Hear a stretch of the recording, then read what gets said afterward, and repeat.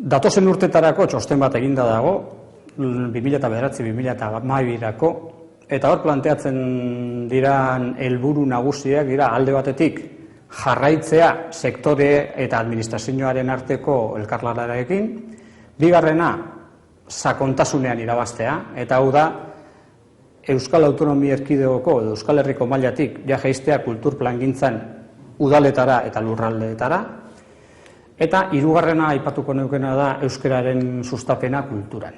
Orain arte urrats nabarmenak eman dira, baina ikusita gure egoera, printzipioz oraindik zeregin nabarmena dago datozen 4 urte horretan.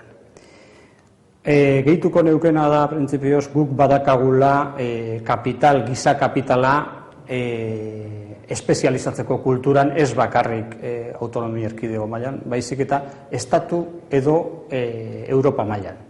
Bai alde batetik harreman asko dakaguzelako beste komunitateekin, eta beste alde batetik gure potentzial kulturala ondiogan optimizatu barik dagoelako.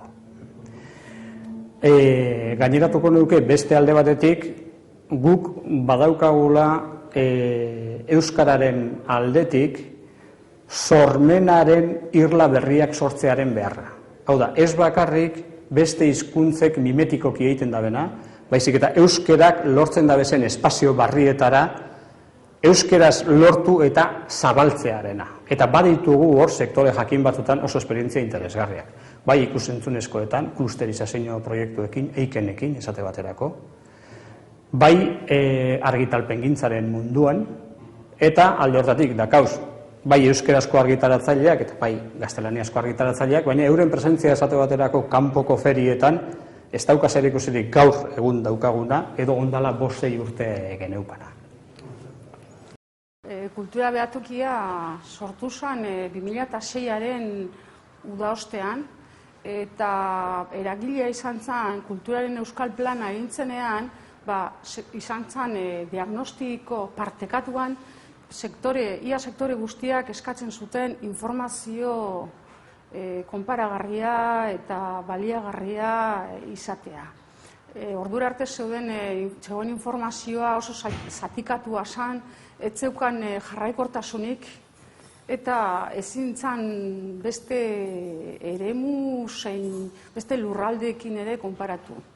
Ez zegoen estatistika ofizialik ere, orduan kultura plana martxan jarri zenean, informaziorik etzen sektoreetan ikerketa batzuk egitea bultzatu zen, baina guk horien azterketa egin genuen lehendabizi, ikusi zen ikerketa horiek batzuk ez zutela inolako baliogarritasunik, erantzun maila nahikoa etzelako eta ezintzalako hortik eserratera.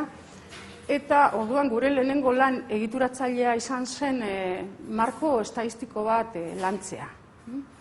Orduan, ez dut esan, baina kulturaren euskal behatokian parte hartzen dute 3 foru aldundiek, 3 hiriburuek, eudelek, eta gero sektore eta ordezkariek, eta orduan gure behatokia sektorean bertan inplikatutako tresna bat da, ez? Tresna bat, baina gehiago da guretzako, ezta?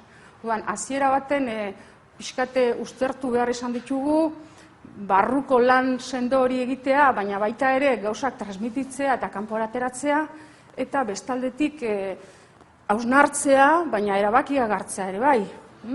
Guzti hori orekatuz lan egin behar izan dugu lehenengo urtean.